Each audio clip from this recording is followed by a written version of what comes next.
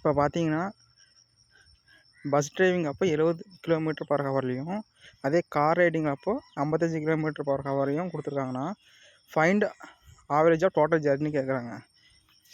So total ஜர்னியோட average வேணும்னா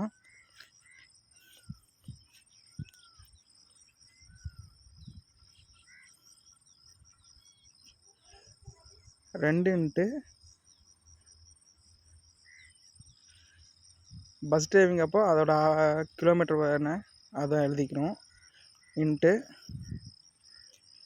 car driving அப்போ இருக்கிற kilometre divided by bus time அப்போ இருக்கிற கிலோமீட்டர் ப்ளஸ் கார் டைம் அப்போ இருக்கிற kilometre. 2 into 70 into 55 divide by 70 + 55. இப்போ இது சால்வ் பண்ணோம்னா நமக்கு ஆவரேஜ் கிடச்சிரும். 61.6 km/h தான்